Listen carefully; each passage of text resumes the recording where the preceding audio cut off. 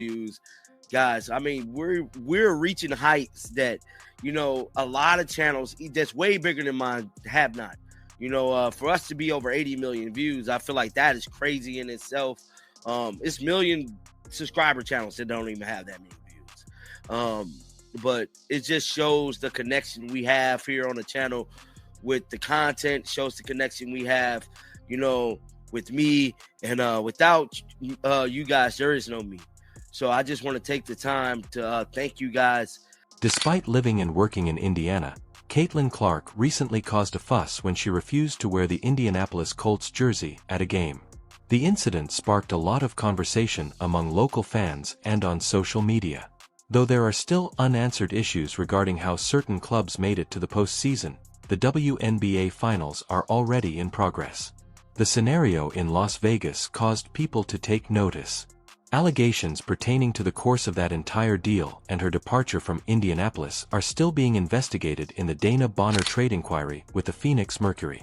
During this offseason, attention is mostly focused on monitoring Clark's basketball career and associated storylines, regardless of larger league announcements. Online discussions were mostly dominated by Clark's attendance at the Indianapolis Colts game. Several videos and pictures from the occasion surfaced, demonstrating her attendance at the stadium. Not only did she show up, but what she didn't wear in particular drew notice. Some sections of the Indiana fanbase were irritated by a specific picture of Clark clutching a Colts jersey while noticeably lacking one. Given that she works in Indiana and hasn't hidden her lifelong devotion to the Kansas City Chiefs, the criticism seems out of context. Since he was young, Clark has been open about his support for Kansas City. Making me the person I am today on this platform, and I just want to keep growing and keep going. Now, with all that being said, we got to talk about the content that has happened. Really, the WNBA Finals going on right now. I'm not really going to cover that. I care less, to be honest. I feel like the way the Vegas Aces got in there was spooky. We currently know the situation with DeWanna Bonner and the Phoenix Mercury. That whole investigation is probably pending. Indiana is not always her sports loyalty destination. It also symbolizes her place of employment. Since her native state of Iowa doesn't have an NFL club, its citizens are free to support whichever team best suits their interests. This is comparable to instances where individuals support teams from states in which they do not live, despite the fact that the local team performs better. It all comes down to established fanbase and personal choice. Reactions to the picture of Clark wearing the Colts jersey were mixed. One comment acknowledged the reality of the situation by pointing out her long-standing devotion to the Chief since she was a young girl. It's probably pending, allegedly, with the trade and how she got out of Indy. It was all a conspiracy, which, that's neither here or there. My main thing on this offseason is covering Caitlin Clark, going back to the roots, going back to how we got here. That's covering Caitlin and supporting her throughout her basketball journey. And that's what I will continue to do during this offseason. And, if some other headlines come in regards to WNBA stuff, I'll try to cover it. I know we got the CBA going. Another answer issue concerns the consistency of individuals who argue that her choice of jersey shouldn't matter while still anticipating that other athletes will exhibit particular images or wear particular team attire. It's interesting to note that another player brought up in similar conversations has suffered a sharp drop in league importance. Due to several off-court rulings and incidents, Angel Ree's trajectory and public attention have drastically declined, with a large portion of that collapse seeming to be self-inflicted. Some fans were appreciative that Clark even consented to handle the jersey, acknowledging her sincere devotion to the Chief. Even though she isn't wearing the uniform, the picture conveys admiration and respect. As you can see in the picture, Clark is holding the jersey but is obviously not wearing it. I know we got the CBA going on. We still on Kathy ass bad. And we just got to wait to see what the outcome going to be with Kathy, man. But like I say, man, thank you guys again, but we got to jump into this story. So, like I stated, Caitlin Clark went to the Indianapolis Colts game, broke the damn internet. I mean, everybody's talking about it. A bunch of footage came out in regards to Caitlin going to this game, and it looked like a lot of fans. That jersey will probably be framed and put on display someplace in a sports collection as a lovely memento. Refusing to wear it does not imply disdain for the Colts organization or supporters. They just aren't on her team. Supporters shouldn't be offended if someone sticks to their traditional sports allegiances. Clark went to the game with Connor McCaffrey, and Ari McDonald was also seen there. Going forward, McDonald provides an intriguing scenario for the Fever. There is a good case to be made that she ought to get a lot of playing time and perhaps even be Clark's main backup. And it looked like a lot of fans feel a type of way, which I don't get it. She made it public. You know what I'm saying? That she's a Kansas City Chiefs fan, which is, Kansas City Chiefs is in my home state here in Missouri. And she got every right to not wear the damn jersey. So this is the photo right here that had certain fans in Indiana kind of pissed off. And like I'm telling y'all here, she is with the Kansas City Chiefs. It would be prudent for Indiana to hire her because of the apparent compatibility. The team must negotiate suitable contract terms, make sure everyone returns healthy, and maintain the core roster around Clark. Considering how the season went, the club had a great season and made it to the playoffs.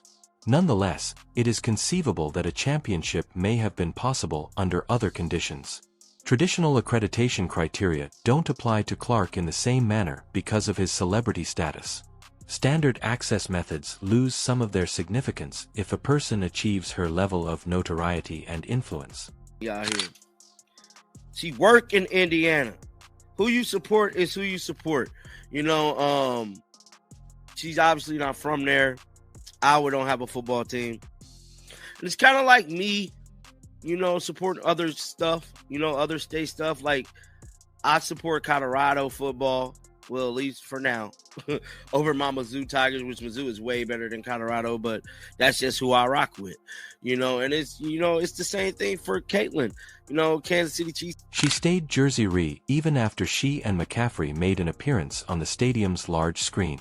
In the backdrop of the footage, there was a person who could have been Natasha Howard. Strong Colts performances have accompanied Clark's attendance during games. In this specific encounter, the club maintained their great run of play with a resounding 416 triumph. With consistently strong performances, Indianapolis is one of the NFL's hottest teams right now. Regarding league business, there are a number of unknown circumstances. And it's, it's the same thing for Caitlin. Kansas City Chiefs is who she rock with, but for her to be criticized and not put on a jersey is crazy. What it says here, somebody say, nope, she's a Chiefs fan since she was a kid. Yeah, bro, it is what it is.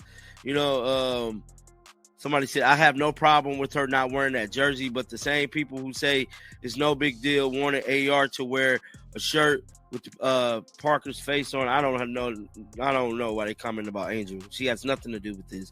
Negotiations for a collective bargaining agreement are still underway, and important deadlines are drawing near. October is the last month to establish a consensus, with certain dates around the conclusion of the month designating important cutoff points. The results will be decided either on October 25th or October 30th. Whatever transpires during this period will determine if a work stoppage takes place. It is uncertain how long such possible lockout would last. It can take weeks to resolve or only a few days. No one can make a sure prediction. A collective bargaining agreement addressing athlete pay and working conditions must be negotiated by league officials and player representatives. They comment about Angel. She has nothing to do with this. Angel has become one of the least relevant WNBA players, in the whole league. I just got to be honest. I've never seen a genre tank so bad as the Angel Reese genre did. And what's crazy is that she tanked her own damn genre. It's crazy. Somebody said, lucky she'll even hold the jersey. She's a real Chief fan. She definitely is, guys.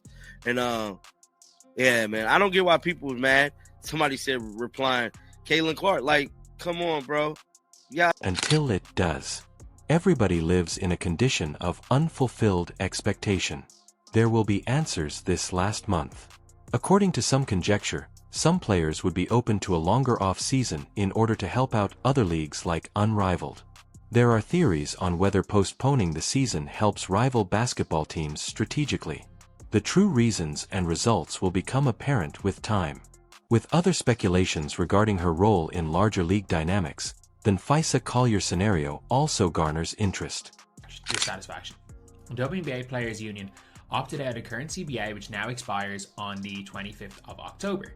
Players are seeking a larger share of league revenue, especially with the new multi-billion-dollar rights deal, which is all fair, all absolutely fair. But the fact is, the fact that Adam Silver's speaking on it means that, shit's gonna get done.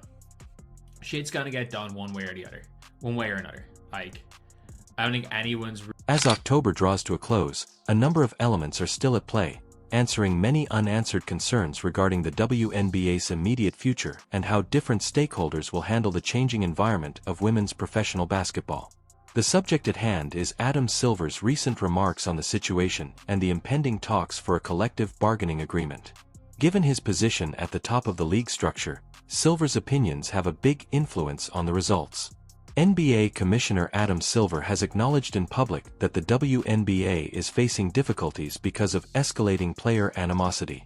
To opt out of their current CBA, which expires on October 25th, the WNBA Players Union took the choice.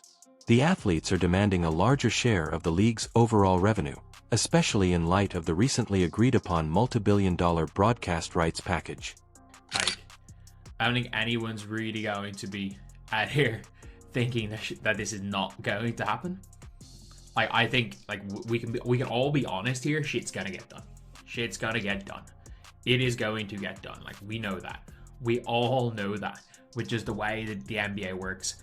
The NBA, if you guys don't understand with the NBA, I think there's actually there's all these conspiracy theories that the WNBA has been basically just Given the situation, these expectations seem reasonable and warranted.